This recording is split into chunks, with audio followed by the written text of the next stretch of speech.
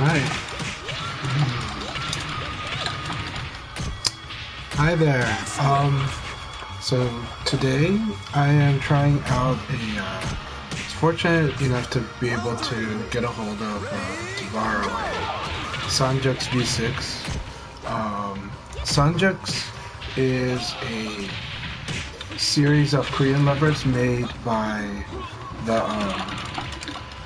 a single South Korean man who goes by the handle Bandit, and some people describe him as like the Ferrari of Korean levers. It's pretty cool. But anyhow, they're handcrafted, machined arcade sticks. They're really cool. And this one, the V6, is more for Tekken. He has made a stick called the V3, which I actually do want to buy the V3. The V3 is more like a Sanwa type, but made by this guy Bandits. But today I'm trying out the V6. V6 is pretty cool, but it is more tuned for like a Tekken thing. So it's a circular gate. The hard part with circle gate is the corners are extremely tiny. They're really tiny. They're half the size of the diagonals on the square gate. And so there's a high chance of missing them. So right now, let's test my ability to find my diagonals. And you can kind of see it's a little off, right? They don't feel exactly the same as like where they are on the Sanwa exactly, but they're really good. And I'm finding them better than on a lot of other configs I've tried. There are some Korean configs where this one actuates pretty quickly, meaning it hits the switch really quickly. And so because of that, for me it's a little easier for me to find a diagonal in the game. But VF is very sensitive. In VF, you want to go from neutral but also hit your direction right away. It does have some give in the input buffer. The input buffer is basically the list of commands and how the game interprets them. And so the command buffer in VF does account for some inaccuracy to a degree, and it kind of has a way of kind of going, this is what you intended to do. But even with that, on Korean levers, it's actually more often than not been a challenge to get like perfect diagonals from neutral, you know. And so using the check input screen, you can always see, you can always check controllers. You can see if your stick is broken too. I actually was using an 8-arc for a year and a half, and one that I won in the tournament. And the Sanwa in it, I'd always suspected there were some problems, but I never thought to just use the check input and do circles like this to see if there was any inputs missing. As you can see, there's no inputs missing here. If I had done that a year and a half earlier, I would have saved myself a lot of trouble. Because even at some events, I would bring that stick because it was an awesome stick, but I would be dropping diagonals because it had trouble with them. So, always good to test your stick. Use the check input. And, alright, let's try some VF. Let's try really quick arcade mode just because it's a good way to test how you feel when you feel like you're on your game. And so, always a pretty good one actually to try. Kind of fun. But let's do Leon, just as a good test here. That's it. I hope everyone's doing well today. I hope you're having a good week so far. It's Tuesday. In Portland, weather's not bad. It is cloudy, but it's bright. And so that's good. So it's thin clouds, but lots of clouds everywhere. Alright, let's see how this goes. Now, against the AI, it's not really like, you just check in the first three stages, you're basically doing combo practice. So it's good to use the first 3 stages just for combo practice and confirming counter hit, normal hit, wall combos, and the like, you know. But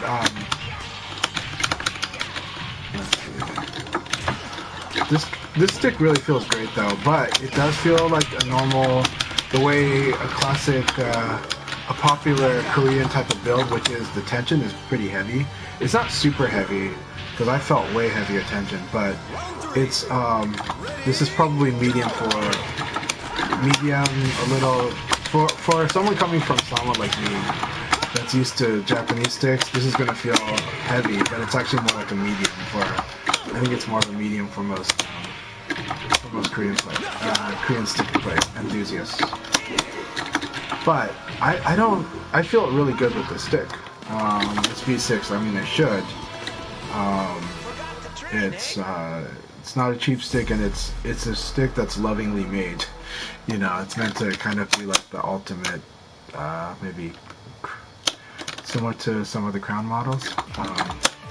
So right now I'm happy with it, because there's definitely like sticks that are popular, Korean sticks that are really popular, really good, but I don't like them because they're not tuned to my preference. But they make a lot of sense for people that play Tekken, you know. So let's right now this is looking good.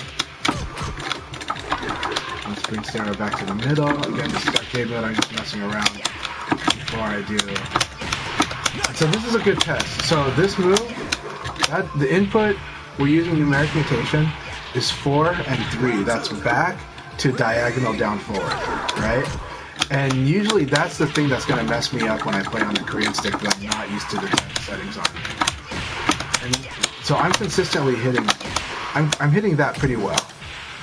This was an accident, but I'm hitting the bound pretty well. That's actually really means that even though it's a Korean setting, I'm finding my diagonals pretty good.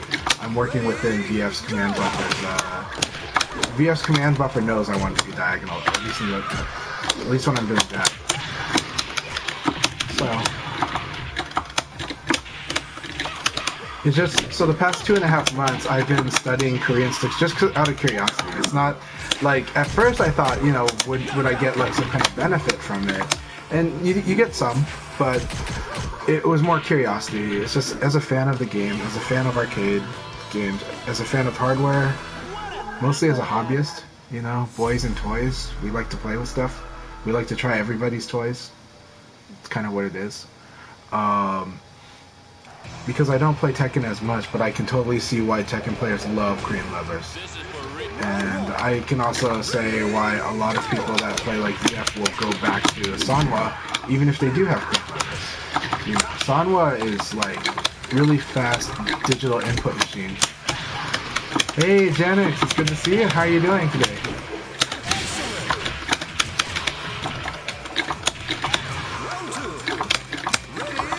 That said, okay, so who else? Okay, if you are a VF player, who would benefit from a Korean stick? Actually, if you've got large hands, and certain demographics probably are more likely, but all demographics have people with large hands. But if you've got large hands, then you're likely to like Korean levers. If you really loved American-style arcade sticks, which were like the Suzo Hap competition or Hap Ultimate sticks from the old Street Fighter 2 days, that is also, that's also like, then the Korean lever is probably a good fit for you, but it is different a little.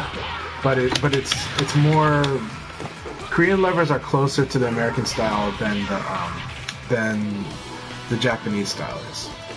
But I do think the Japanese is the best for VF, but with Japanese style, you have to get used to working the neutral. You have to get used to getting the stick back to neutral and keeping it there, and like manually. Korean levers use what we call, they don't use a spring to get the stick back to the middle like a Japanese or even American stick does.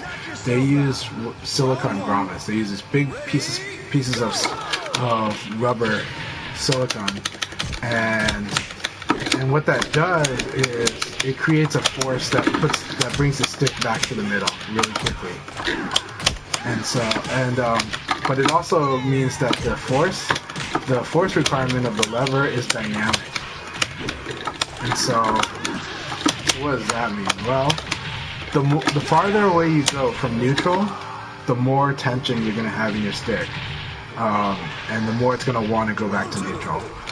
But the big benefit is that when you go to neutral, like you let go of the stick, it's more likely to stay at neutral as opposed to like with the spring, there's just a greater chance that the stick will bounce, that it'll go from like left to right or down to up. You know, and American sticks definitely do that too because they use such a heavy spring that it throws the stick. Like if you just hit down and let go, that stick will shoot to up. Yeah. So Sanwa is my favorite, and I think if you're used to that, stick with that. But if you've ever had trouble like feeling like you're the type of guy who wants to, you know, like push the stick to the edge, not just the square, but like on the circle, because like you like to do fireball motions with your wrist and your arm, shoulder, like in American arcades. That's what the Korean is pretty good at that.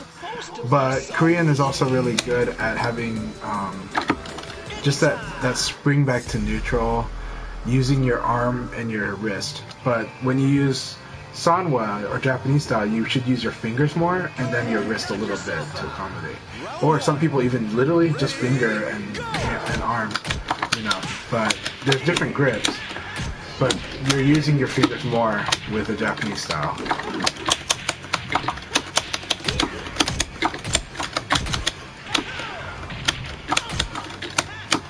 Alright. But let's see.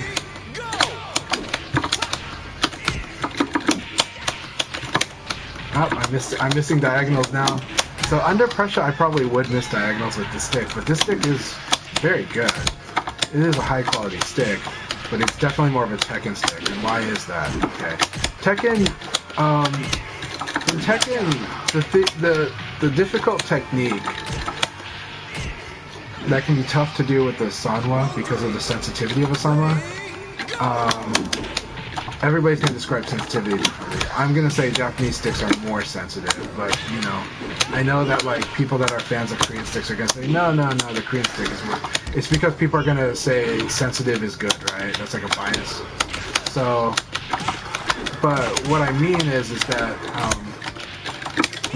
my difficulty finding diagonals isn't as much of a problem in Tekken because, I mean, it is for down back and down forward for parrying low, you know, and you get used to them. But the motion that you get used to in Tekken, is for the Korean backdash, is basically going like you start the backdash with back, then you go back, and then you go to down back, and then neutral, back, down, back, neutral, back, down, back. This is like the Korean backdash motion, is making this triangle really fast, okay? And so you don't like, so it's different from like VF where this is what I want to do, is this neutral to down back a lot, or neutral to down forward a lot, you know? And so if we're player 2 on Tekken and we're doing Korean backdash, it's back, down, back, neutral, back, down, back, neutral, back, down, back, neutral, like this, right? And so you're kind of riding the circle a little bit. And the diagonals are definitely at the edge. So so regarding what Harley's saying about arcade mode, what it is it's stage 4, right? Stage 4 is when the AI suddenly goes like, okay, I'm actually going to start playing a little more VF. You know, where stage 1 to 3 is I'm target practice. You know, and right now I'm not playing mindful. I'm more focused on the conversation in chat right now and talking about Korean levers because it's a lot of fun, and so it's fun trying this out. But it is different, and I can definitely see the challenges I'm having, which is normal Korean lever challenges people have. But as far as like the stick itself, it's like, oh man, the stick is pretty awesome. But I would have to get used to like where the diagonals are, and it would change the way I play Sanwa as well. Yeah, well, Harley is amazing. Harley, you are using. Thank you very much, Nelly. You're always so kind, and I feel like you have that copy pasted, but I really appreciate it.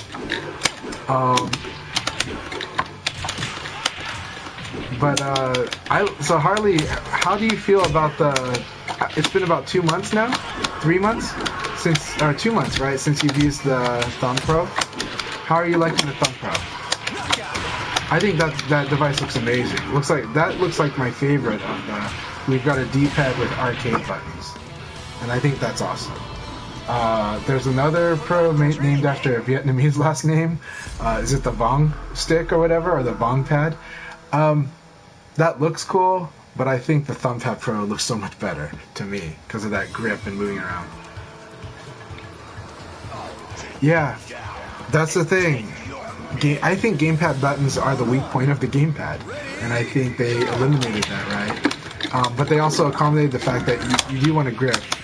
I think the only thing I would worry about with the Thumb Pro is that it looks like you could actually break the grip if you're doing it improperly and you're not putting it in a position where it should be. It looks like you could actually break that grip, but you can tell me if I'm wrong there. You can tell me how durable it is. That said, it looks like the best one to me out of the D-pad controllers.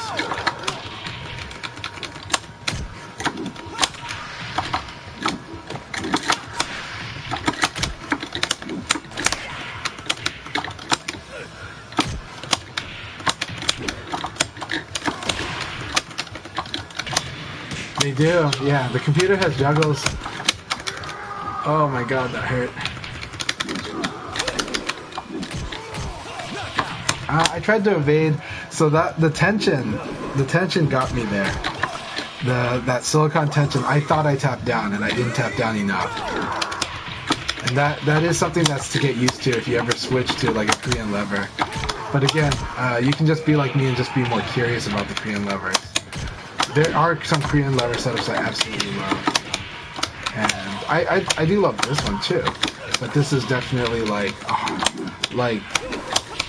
this would change my inputting habits on DF because I'd have to spend time getting really used to the diagonals. So earlier I mentioned that like diagonals are smaller on Korean style or even American style, and that's kind of because with the typical setup on a Sanwa or on a Japanese style stick with the square gate, and assuming default positions of micro switches, the quadrants are pretty evenly distributed. Your neutral takes up, like each direction takes up about like 11% of the movement area that you're going to feel when you move the stick around that big square. And so everything is at what we quote unquote close to 11%, right? They're close to equal. The right direction is actually about the same size as the diagonal down right. So 3 is equal to 6, equal to 4, equal to 9, equal to 7. That's not 100% true, but it's very close to that. When you go with a circle or even an octagate, totally changes. You literally cut the diagonals are only about half. Like they're half of that. They're 6%, a little more than half. Yeah. Oh, I'm not even paying attention. I'm just having fun chatting, but because I'm just like, well, let's feel the buttons. But yeah, and so that's one of the two big reasons that when VF players play on Korean sticks will complain about the diagonals, or even players of other games like Guilty Gear, Blaze Blue. They'll complain about the diagonals because one, the diagonal is half the size. It is like you have a much greater chance at missing the diagonal. Okay, second reason though, that dynamic tension system with the grommets. There's a funny thing about that. If you diagonals, especially if you had a square gate applied on the Korean, but even on circle, usually to input the micro switch for a single direction, it's less travel, less throw, less movement. You're moving the stick less far. Okay, but to go to the diagonal, to input two switches, the up and the right, to input southeast or northeast, or southwest, northwest, that actually, like, you have to travel further to do that. You have to move the stick more. That doesn't sound like much, except remember that with that tension system, traveling more means more tension, means more resistance against you. So suddenly, just going to the diagonals is harder. It requires more force, more strength from you, just to get there.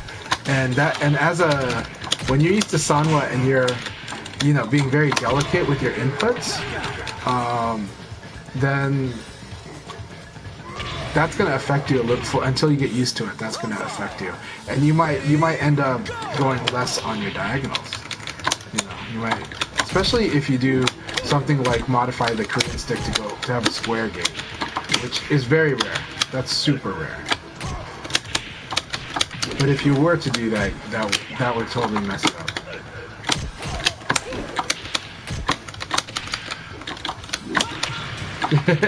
Yeah. I'm not counting anything. But it's a good point. I should just work on basic stuff. So yeah. So no, it's cool stuff, and I'm having so much fun borrowing people's Korean numbers, trying them out, and trying them out in a game that you don't normally use them on. Like, I really, the Japanese style is definitely, like, to me the best for DF. Outside of, like, okay, Hitbox is probably the best DF device. Harley makes a really awesome case for gamepad, so does Denkai. And those are two amazing players, so. Alright, Stagger is a little different. Chief Flash is actually using a crown stick. So he's been using a crown stick for a few months, like 3 months now. But yeah.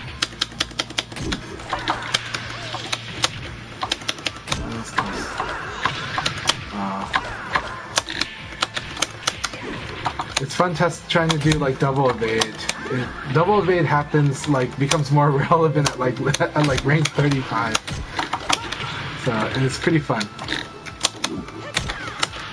There's a lot of people that suffer, but then you kind of develop a habit of like baiting an opponent to evade into a throw. It's a weird tactic, but you can do something like that.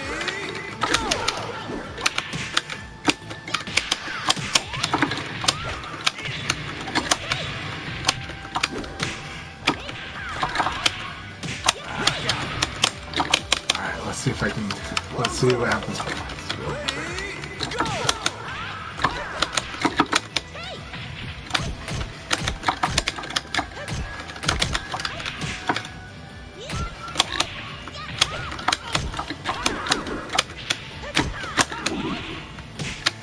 Computer's owning me, it's crushing me.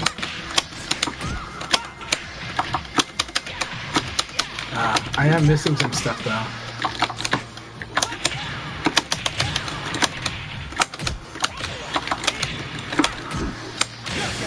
Yeah, I did my scrub online tactics, my scrub human tactics. That's stuff I do offline too. Yeah, and I should have just like, done my part.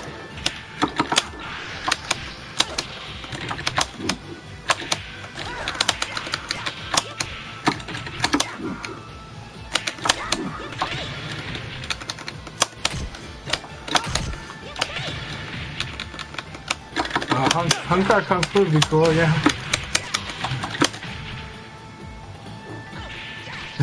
That would be cool. The Wang Fei Hong theme song, I don't know if it works in VF, but I love it. So it makes everybody happy. So, and yeah, so many Wang Fei Hong movies in the '90s. Once Upon a Time in China, I got to watch in the movie theater. That was awesome. Jet Li classic. Too bad he was not Wang Fei Hong in all of them, but the guy who replaced him for a few movies was pretty good. Was really good.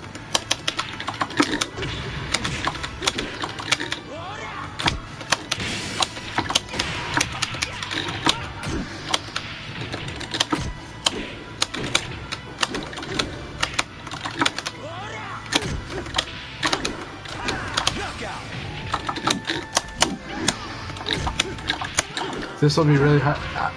I wouldn't be as comfortable using this in ranked until I played this quite a bit with this stick, but The stick is quality, but it is a different profile. This is very much a Tekken stick. Very much a type of stick that a Tekken player would love. Ah, I can't believe it. So like that's Harley knows that.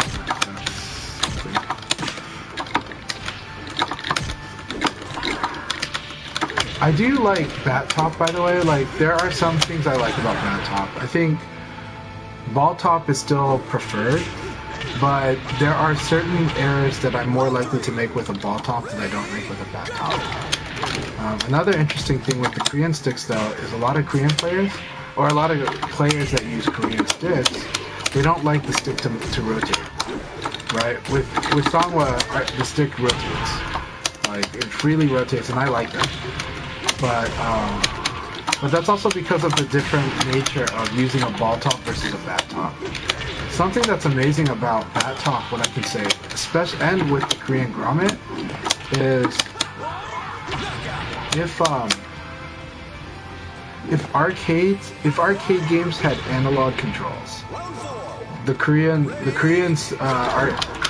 arcade levers would be the way to go, and that's because this dynamic tension.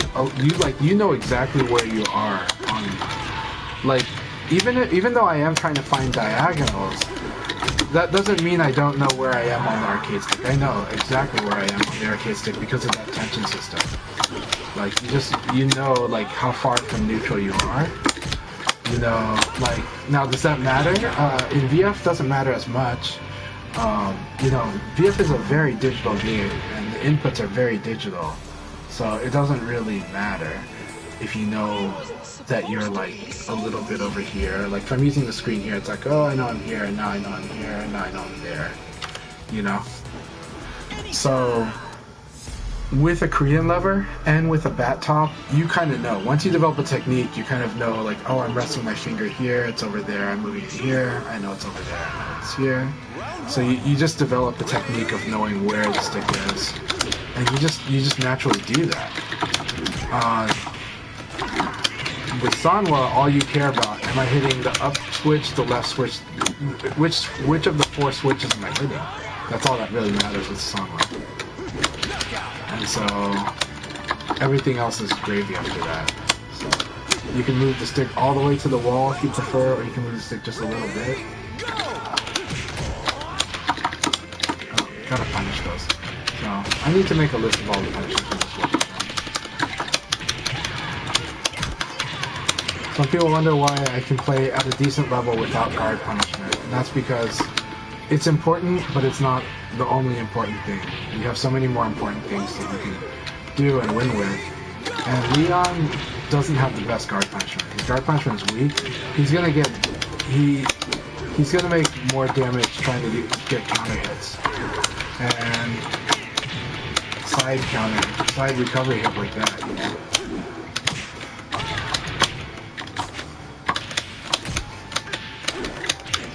Right? Not much of my damage is done from blocking and then hitting. And it's a way less. If I can evade instead, that would be better for Leon.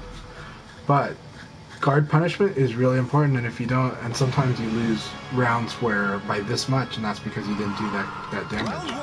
So you can never discount it.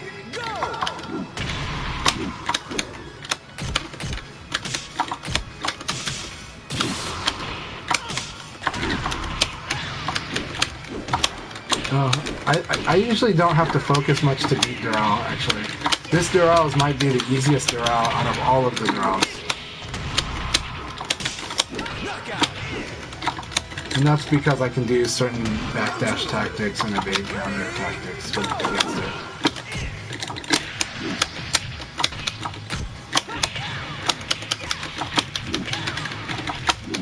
Like, as long as I can counter hit, I'm good. Whereas, like, yeah, like that's the thing that would kill you in the past, and it would do way more than this too in the past.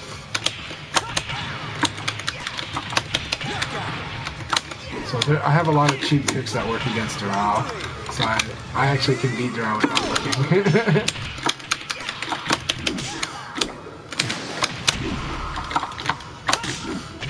There we go.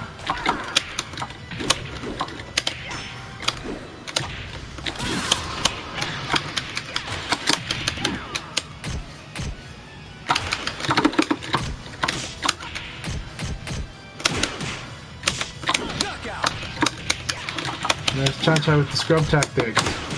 Block low punch into uppercut. That's not what you're supposed to do. Block the low punch into uppercut is it. It can work because of the way Leon's uppercut has cheating properties, especially when it's an open stance.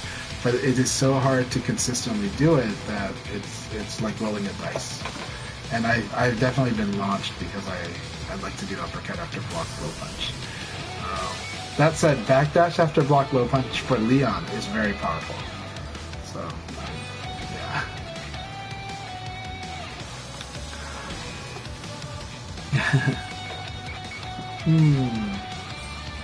It's so scary to go into ranked with this though. So I won't do that. Jumping into rooms might be fun though.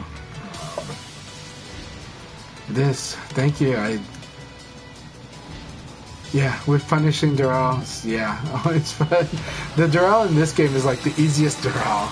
I swear, other versions of VF had a much harder Doral. But this one, like, I don't know, I feel like if you know how to do damage, you can win against it. Without thinking. Once you know how to do certain types of damage. So that's the knowledge curve for the person learning VF and learning how to fight Doral. Though, of course, if there was a human Doral, it's broken. Yeah. I'm glad there's no human Doral. Game over. I like how it says preparing even on, like, there's, like, so many days away. Like, 5 days away, and it's, like, preparing. Look at how many days you gotta wait for that. Yeah. Let's see. But Janix, how has VF been treating you? Have you been working on anything lately? How about you, Harley?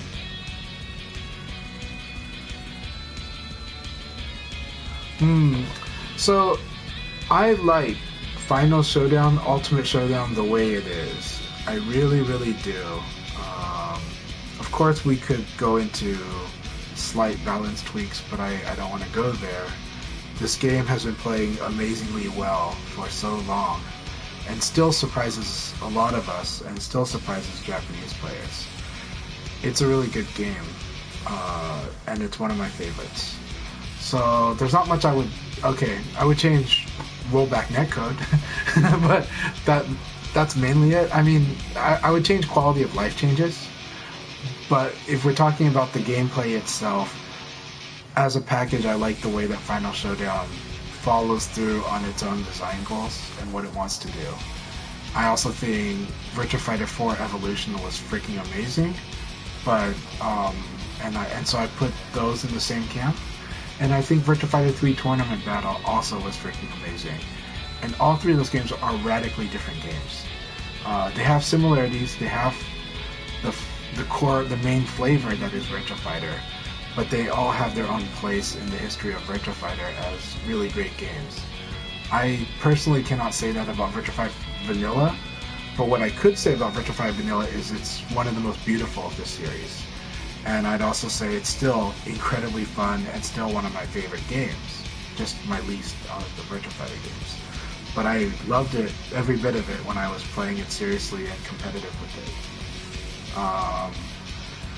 So Final Showdown, so it's better to ask, like, what would I want in a VF6?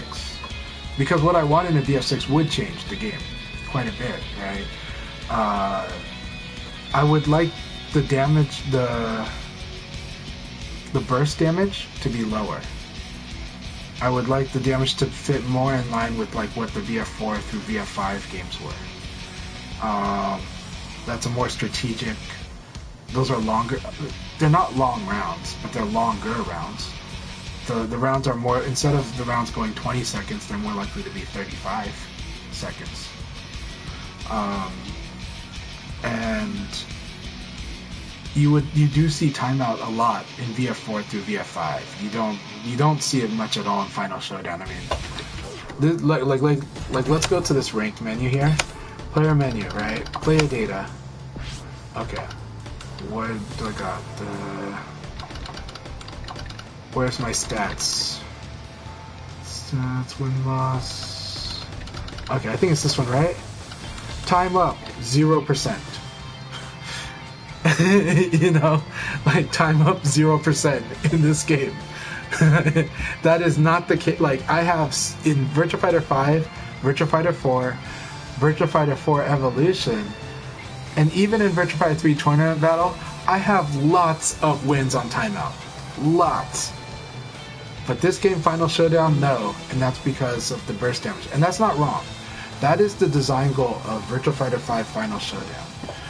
Virtua Fighter 5 Final Showdown gave every character damage that's arguably on par with Jeffrey and Wolf. We might say that Eileen is one of the weakest characters because she can get damaged more, but the fact is her damage output, the damage she does to others, is on par. It's one of the best. You know, but it is concentrated. It's concentrated in 9K and a few other things. But and maybe shoulder now, you know, we'll start to see how much damage Tricky does with shoulder. And you know, the wall. Okay. I want them to keep the side turn game system that they developed for this game. I'd like that in the future. Some version of that. So what did they do? When you hit an opponent and they are side turn, the frame data is modified a bit, but in a predictable way. But it changes the dynamics of the side turn. It changes the dynamics of what to do in evade. I also like that along with that, they made it so that they discourage you from mashing when you evade. Like they didn't make like evade into launcher like a win button. And how did they do that? They made it so that if you hit the button, if you hit a direction or a button after the invincibility period of the evade, your opponent could still hit you with their string or with a super slow attack. So it forces you to check the situation, watch for it, and then do something after it's safe to do so. Or do something right away if it's safe to do so or good to do so. So that is a cool part that this game did.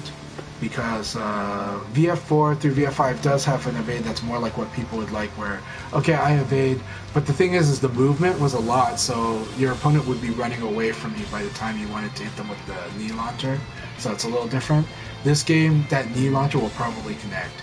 So if they didn't do that thing, but they kept everything else the same, but if they didn't do that, like, that tracking property when you hit a button after evading, or you hit a direction, if they did not do that, then in this game, evade launcher would probably just win rounds, like way too much.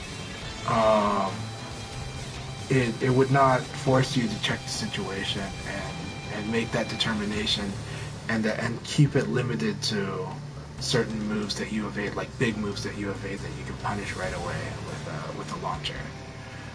So yeah, the side turn system is so cool. Because it's like how some characters are better at the wall than others. Some characters are better with straightforward combo than others. Some characters have normal hit launchers. Side turn in this game creates a dynamic of, okay, this character is S class on the side turn. This character is A class and this character is B class, you know. And I like that. I like it a lot. Some characters side turn are better than others. It's just another metric to measure a character's strengths. Yeah. And the side turn guarantees are cool. But hey, good to see you, Masong. Thank you for stopping by. Other things, so again, I've already said that I would like that. What about the throw system? Okay. I like Final Showdown's throw system. I can do multiple throw escapes.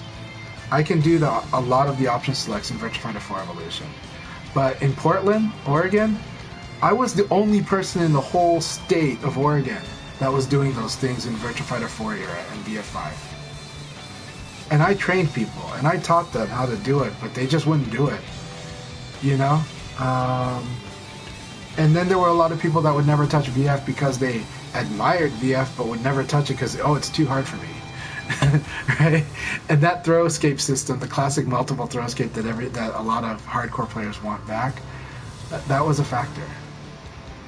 But I could do it, and I liked it, and I love it. Do I love it more than what we have now? Not really. I like them about the same. But I do feel that it's harder for newer people to play the game and to even feel what competitive VF feels like. Or even just, like they get hung up on that aspect. And the hardest part with multiple throw escapes, you don't really know if you're doing it unless you go into Dojo. And specifically into a special section of tutorial. You don't know if you're doing it right. You have to just kind of feel out that you're doing it right. And you would have to do it like 20 times in a row to really be confident in knowing that you were doing it correctly. So it's an invisible technique. Unless you're playing like an insane amount or have somebody to practice it directly with. And that's not the best for appealing design. So I like the guessing. So for me, I think this game embraces guessing more than even previous VFs, but I think it's really good. I think it's what makes VF very... because the weights change with guesses. It's not 33%. It's not 1 in 3, right? John and Brad, the forward direction does a lot of damage.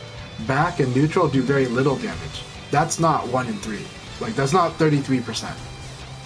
You have very strong reason to want to do the forward if the opponent doesn't escape forward. Similarly, the opponent wants to really prioritize forward, so now John can just do back and neutral and not even worry as much. But once they see the opponent escape back or neutral, they can switch to forward with confidence that maybe they can mix it up. Or they can just stubbornly do forward and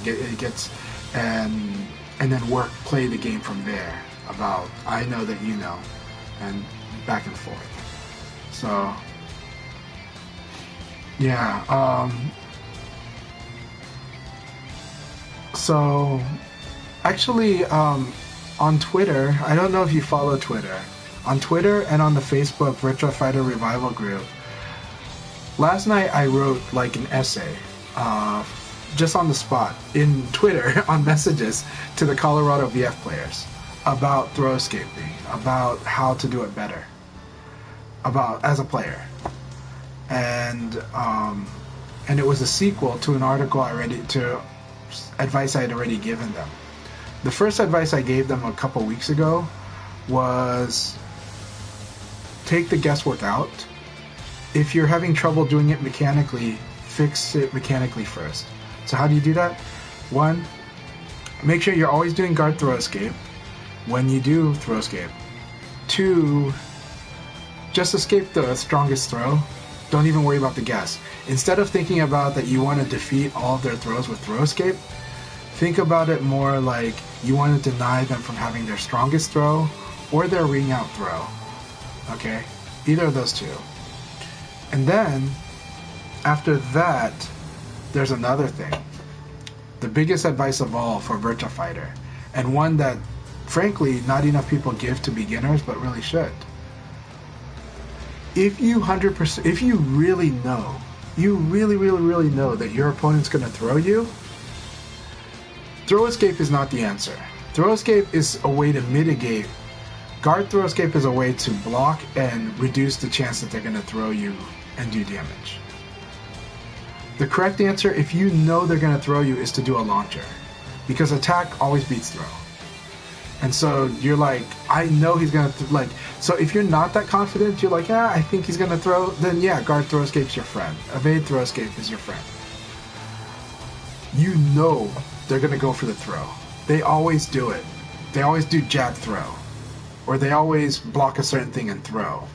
They always block my uppercut and throw. That's when you do a launcher. If you really feel you're like, that person's predictable. I know when they're going to throw. So I'm going to launch them because I know they're going to throw. Like, it's not just a guess anymore. I know they're going to throw. I'm so certain of it. The answer is to do a launcher. It's not to do throw escape.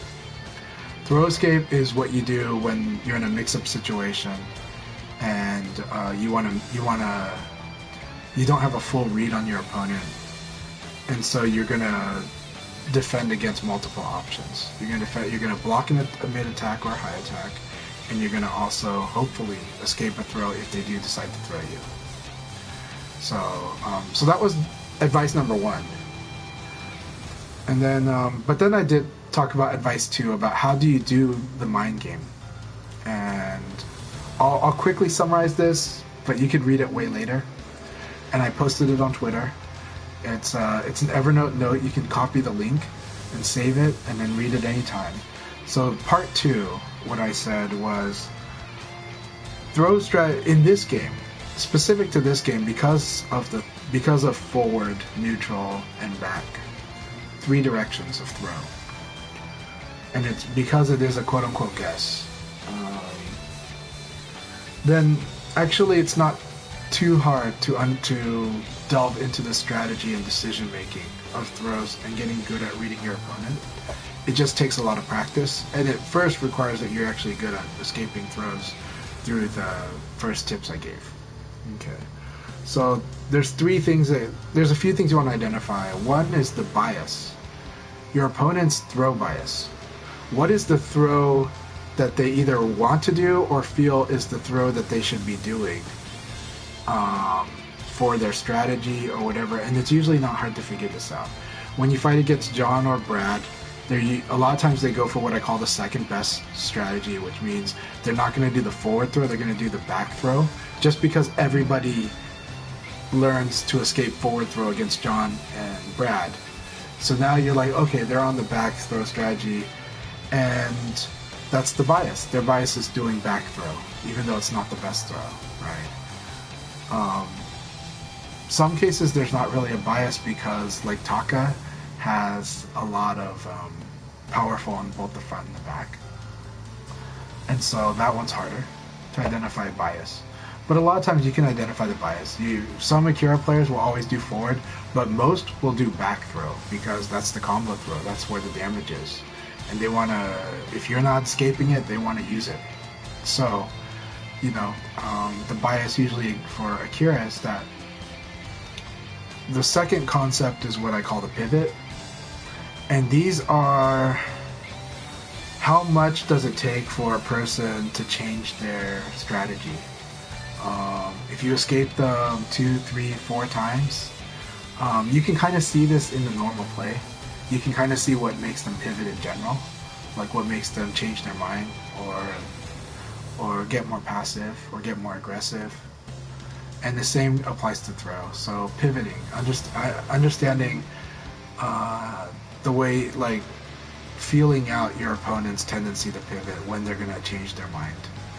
That's a harder thing to do, to feel out, but a lot of times your gut feeling has a good sense on this. And it's not because your gut's just guessing. It's because we have our conscious mind and we have our subconscious mind. And our subconscious processes a lot of stuff. And sometimes that gut feeling, separated, there's things that we want to do, and then there's an actual gut feeling, which is our subconscious is seeing something that's hard for us to see consciously. And so sometimes your gut feeling is right when you play in person enough, and you can sense when they're going to change. They're changing their mood. You can sense when they're going to change their strategy. So that's a pivot. There's an override.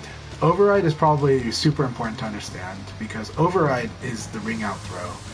When you're fighting Aoi and she's anywhere near the ring out, you have to escape forward throw. It sucks because she can do forward, she can do back, but forward throw is probably going to be the thing that she'll likely do to throw you out of the ring. But she can also, if her back is to the ring out, back throw will throw you out of the ring too. So you kind of just understand that you don't want to be in that situation. That's too many overrides right there. Another override is overrides are things where the opponent's going to really change their throw strategy based on what's happening or where the positions are in the match. So a very common override is neutral. When your life is low enough, a lot of people will use neutral throw at the end of the round to try to finish you off, because neutral is probably the throw escape that you weren't doing for most of the match. And so they're like, oh, I can kill them with neutral, let's do neutral. That happens a lot at 30 plus. like it's pretty predictable at 30 plus that most people will just do that, and so you'll see a lot of neutral throw escape in that situation, you know. So then you can start to work against that. You can be like, oh, they're gonna do that, then I'll do this other thing. So it gets deeper and deeper. I don't want to overwhelm you. I think what I gave you already is probably a lot or helpful, I hope, and I don't want to ruin the help by overloading you with concepts that my concepts anyways. But I hope that helped you a lot. I hope that makes a little more sense. But I will say the throw strategy, it's very learnable, and you can tell me what you've experienced and we can talk about it sometime. I'm always happy to help. Always happy to help, Jen. And thank you very much for asking. You know.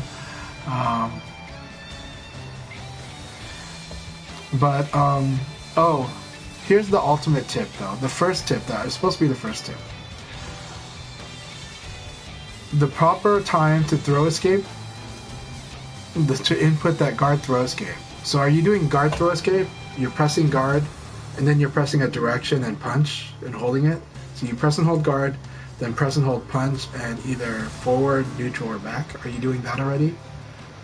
Because that's the correct way to do a throw escape. It's not press the throw.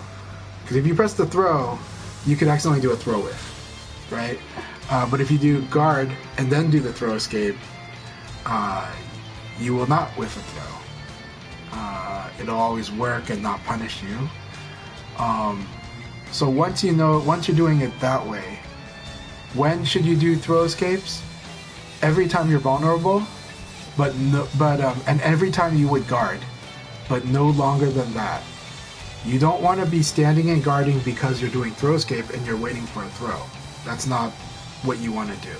What you want to do is, I was just going to block and attack anyways, I should have a throw escape in there already. Throw escape is a layer of armor. So think of it as a layer of armor on your character. And it happens anytime that you're vulnerable. I whiffed an attack, so they might hit me, but they also might throw me. Then guard throw escape. But let go of it, do your next thing after that time has passed. Do not just stand there and go, wait, they didn't throw me and I'm just still standing here guarding. You don't want that. You want to make sure that you only do guard throw escape as long as you normally would have guarded, or as long as you would have just kind of been vulnerable. But when you are vulnerable is the time to input your next action. Because again, VF is a game that we buffer. In Tekken buffer is a totally different word. But in VF, what buffering means is when I'm stuck because I block something, because I hit something, because I punched and I'm recovering from it. Whenever I'm stuck, I can input my next move, and the game, like, as long as it's 10 frames from when I recover, as soon as my character recovers, they will do that move. That's buffering. So when we talk about buffering in VF, that's what we mean. And you should be doing it, but not everybody does it because not everybody knows that. When people play other fighting games, a lot of other fighting games do not give you 10 frames to input your next move. Virtua Fighter gives you 10 frames to input your next move. 10 frames from when you recover. So you always, that's also when you're supposed to evade. In this game, you can evade on reaction to an attack, but it's actually better to just as something you do when you're at a disadvantage. So, yeah. So people who mash in VF will never get thrown, but people who mash will get destroyed by two things: block and attack, but they will also get blown up by low punch into launcher. And then the trick then is, okay, once you've done low punch into launcher, now they start blocking. Now you do low punch into throw, and that's when throw opens up. So yeah, that's VF. So, but yeah, people who super mash in VF will never get thrown. Yeah. throws are really good in Virtua Fighter. They're better than in most fighting games. And the truth is throws exist to punish people for guarding, and they exist to punish people for evading. When people sidestep, if you threw them at that same time, they will lose. They will get thrown. And if they were guarding, that throw will get them. They might escape it, but they will be thrown effectively. So yeah, so VF is upfront with that, and it's when people learn VF, it's good to like the turns helps them understand it, but I don't like the turns paradigm, but turns helps understand it. But remember that this game is paper rock scissors. Attack beats throw, but throw beats guard. Never forget that throw beats guard. So once your opponent is like last piece of advice, when two people are fighting and no damage has been done for like a long time, it actually usually means that nobody did throw. All they did were block an attack and moving. If somebody had thrown, the thrower either would have won or would have been hit. But it's more likely than not when nothing is happening there, it's because neither player did throw, and a player should have done throw. So it's not because throw is weak, but it is because players are scared of being hit out of throw. But if your opponent's sidestepping you all day, it literally means you did not throw, and you should have. If somebody's sidestepping you all day, you should have been throwing, 100%. If you want to stop somebody, like the way that Akira stops people from sidestepping is he throws. Once Akira throws the opponent, then they're going to stop sidestepping. They can still attack, they can fuzzy guard, they can kind of guard, but their defense options will be more likely to be, but at least they're keeping it linear. And that, once Akira keeps them linear, his guard break is so scary, right? But to get opponents to not sidestep, he's got to throw them. Or he can do hop kick, but hop kick is actually a little more risky, as awesome as that move is. But yeah, if your opponent, if you're having trouble hitting you're like, I just can't hit this guy, you probably should have been throwing them. If your opponent is dancing all around you, sidestepping a lot, you probably should have thrown them. So, but if you're fighting a masher, you should never throw. If you're fighting a masher, you should block an attack and you should low punch and launch. So.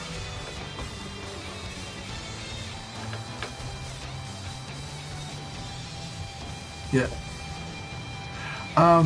Yes. Okay, so guard canceling regularly is a very good habit in this game, because that's the way to properly use the buffer, and that's how you open up the options. And because single jab PG is one of the best pokes in the game, hands down. Yeah, it gets blown up by low punch, but it's usually your fastest attack, and it gives you the frame advantages you want. If they block your jab, your PG, your +2, you could have elbowed. But you cannot elbow if you don't guard cancel, because you'll just do PP. And then if it normally hits, you're +5, which gives you a lot of options. They can fuzzy guard, but that's really hard for them to do, right? Only like 5 people in America are regularly fuzzy guarding when you hit them with the jab. Literally, only 5 people in America are doing that. And then when you counter hit, oh boy, then you got throw mid mix up. They can't escape it. Like, they're either dealing with the throw or they're dealing with the mid, and it's really hard to deal with both, So, at least if you start off with the throw, because with the throw you want to get them scared and wanting to attack. And when you get them to wanting to attack, you get to really launch them really good. So, that's the throw mid mix up. It's very powerful. And throw mid mix up happens when your single jab gets a red flash. So yeah, guard canceling is a very good habit. Another good habit is when you do standing punch. When you do standing punch, you want to hold forward. So holding forward is really good whenever you do jab because it works for it helps you in combos and it helps you in combos, but it also helps you with punish. And there's never a bad thing about it if you're gonna use a jab. So whenever I jab, I actually hold forward already before forward is already held down. So let's see if I can show the inputs here.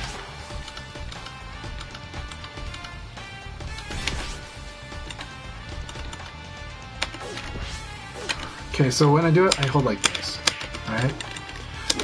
It's a little different, so let's, hold on a second here.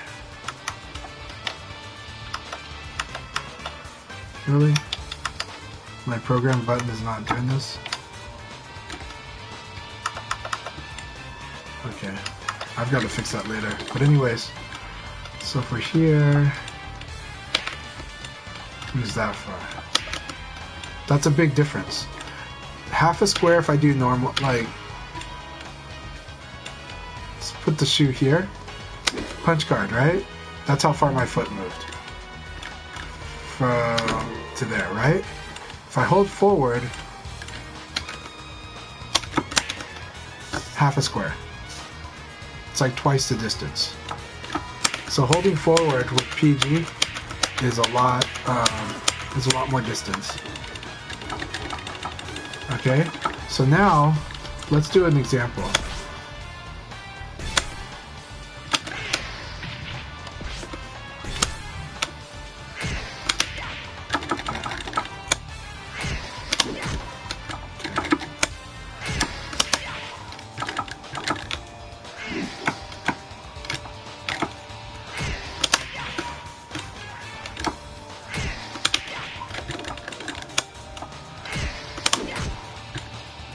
So this is without.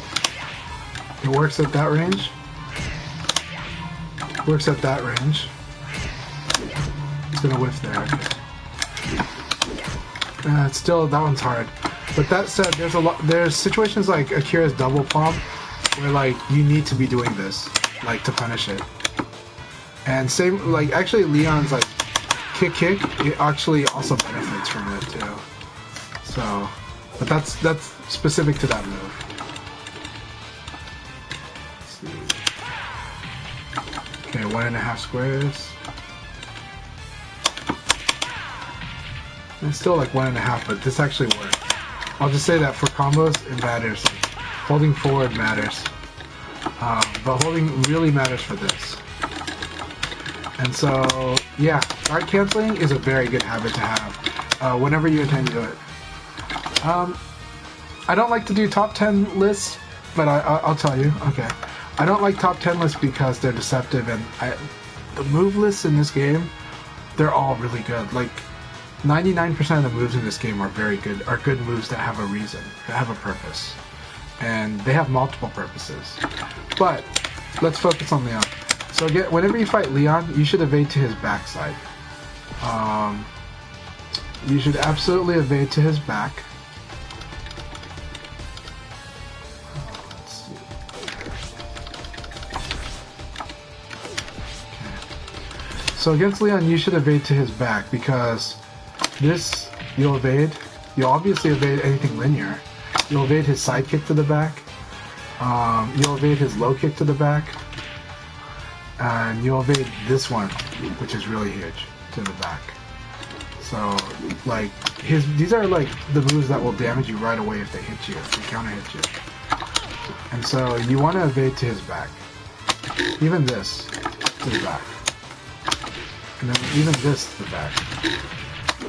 That's different though. Okay. So you want to evade to his back, and that alone would actually nerf a lot of his damage. And you understand what I mean by to his back, right? Some people don't, so that's why I have to ask. Okay, best moves. 8K is one of the best moves. And this move is the reason that you need to not low punch too much against Leon. You need to use this, you need to use high jab instead. But actually, you really should use your mids. Elbow, Everybody's got an elbow. Which character do you play against, Jan? Is it Jan or Yan? It's probably Jan, right?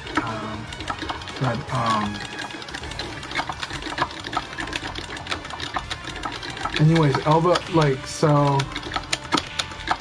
Safe mids are your friend against Leon. Yan? Okay, awesome. Hey, yeah, okay, awesome, yeah. So like Denmark or Danish or Norwegian? Scandinavian? Alright. So, his best moves. 8K is definitely one of his best moves, simply because of it crushing low punch.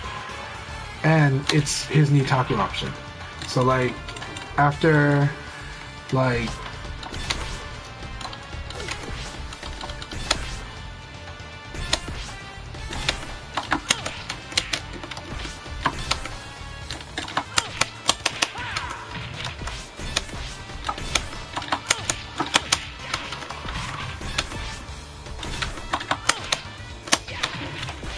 anyways, doesn't really matter. But either way, like, when you've got Nitaku, this is like a lot of times what you want to go for when you're at +5 or better. Against most, right? Against Leon, you need to be +2. No, it's 18. Really.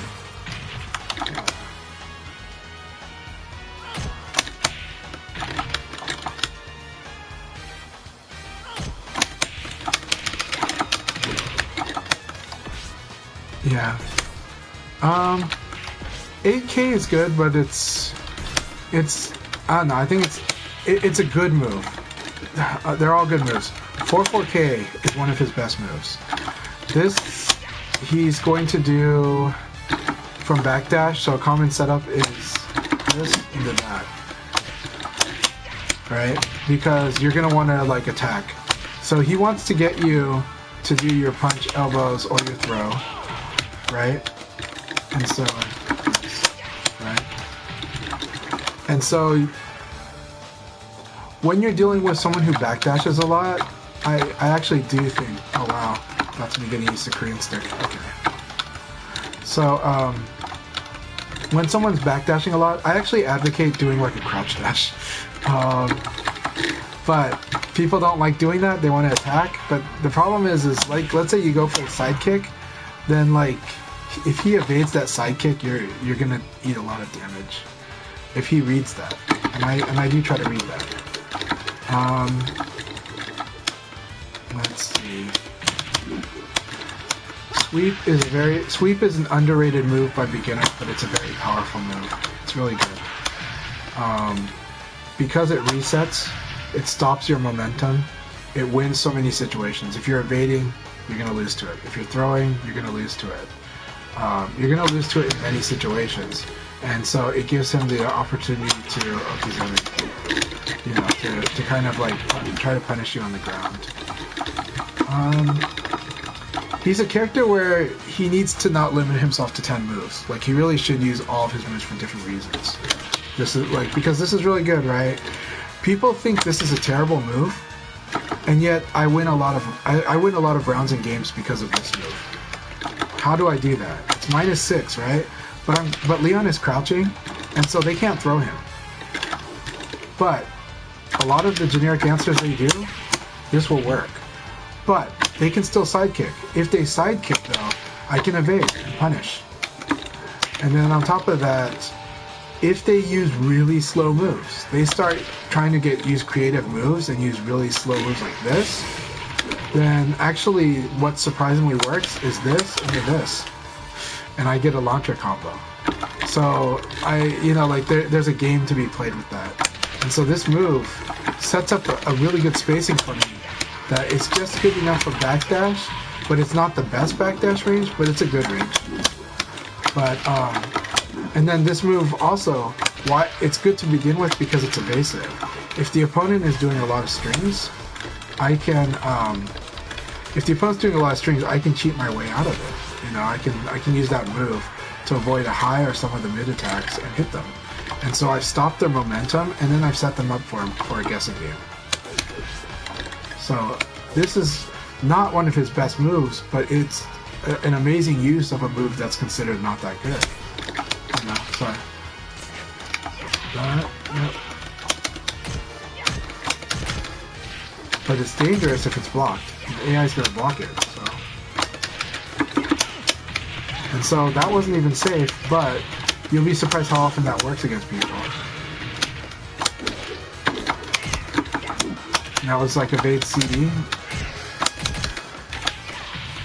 It is dangerous if it's blocked, and you can see it's block punishable. Against Leon, you do want to block punish his lows.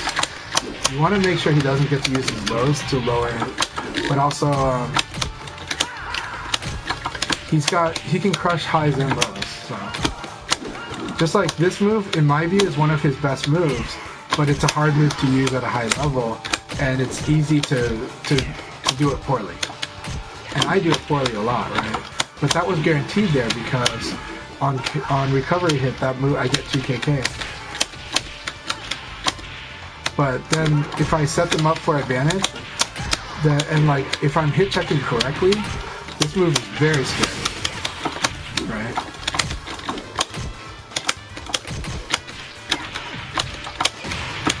This move is the same as uppercut, and so there are times when your opponent has things that punish like mid punch, and then like so you need a mid kick. Vanessa, you want to use a mid kick because if she's doing sabaki against you, she has a mid kick sabaki, but her mid kick sabaki only sabakis like a few things, but like her other sabakis sabaki many things, and so mid kick forces her to be very narrow with her sabaki. So this is good for that. And it's almost identical to this move. It's just that it crumples instead. Frame-wise, they're so similar. Japanese player says this is probably his best, right? Like this stance, but this stance also requires. This stance is very risky to do against a masher and against a very aware opponent. So you need to pressure your opponent first. I think like this move is really good because it sets up some combos. If you get the red flash, you'll get 6 XP combo. And I was slow there, mainly because I'm using the stick, but it's not guaranteed there that that's yellow flash.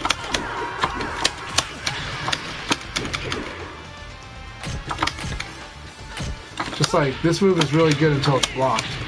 That's because it sets that up, but it also sets up the side check game. And for the same reason, that is a good move too. And this is guaranteed after that side kick.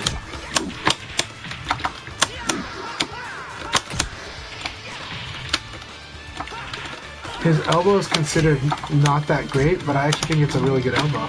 But it's frame-wise, it's one of the weaker elbows by itself. But 6 PP is a very good thing if you're able to pre-check, but not many Leons can. And see, it wasn't guaranteed there because it was normal hit. That was guaranteed because it was counter hit and crouch.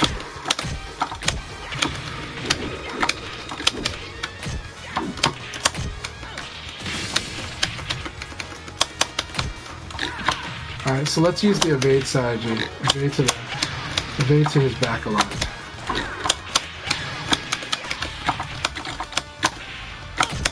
Okay, no problem.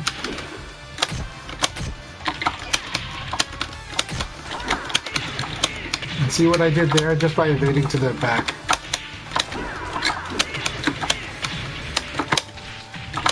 It's over there. I keep forgetting that I'm thinking that the diagonal is lower. It's further to the side.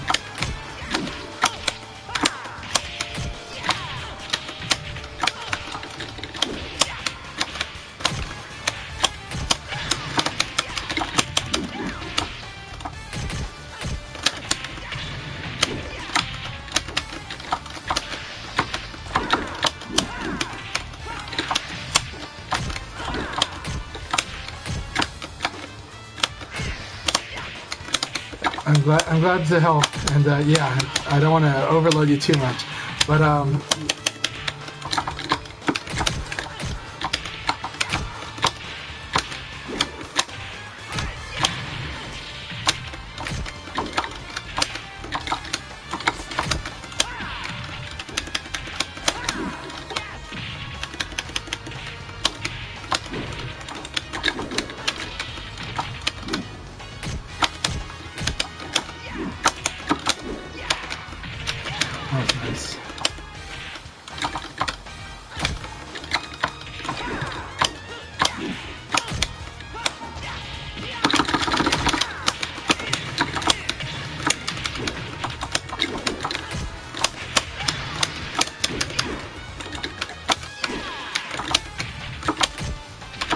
cannot do the diagonals.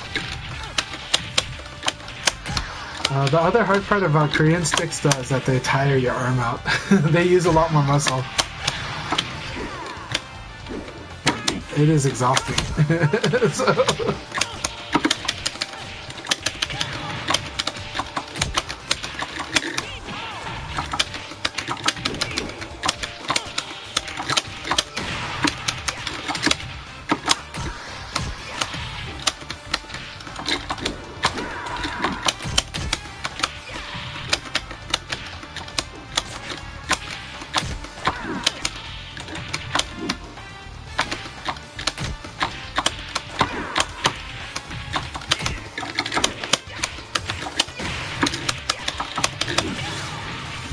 Thank you very much for spending this time with me. I'm going to get back to work, but I enjoyed this very much. I enjoyed the chat. And it was fun getting used to the Sanjuks V6. So, have a wonderful one, Yan. Thank you very, very much. And, should I call it Yonix? Yonix 7? But, thank you very much, Yan. And thanks a lot, Masang. Always supportive and very nice members of the community. Thank you. And also thanks to Harley. So.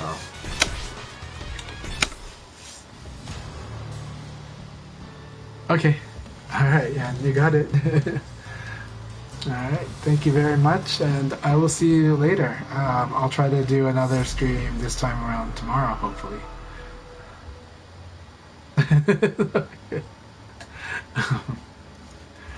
Yeah, we're all a nice community, and happy to have you, and good to see you here now.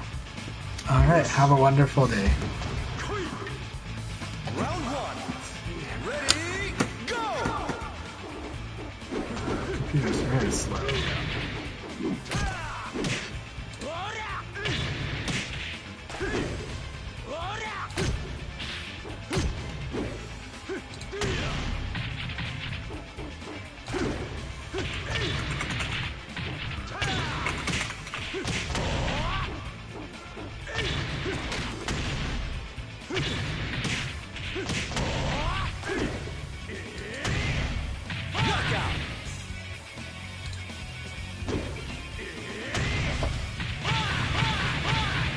Hey, LD Wells, good to see you. Hope you're doing well. Yeah, I'm heading out right now, but I'll be back later. And but I need to eat to actually have the lunch and also work. But it's good to see you, LD Wells. We'll do some Leon training soon. Cheers.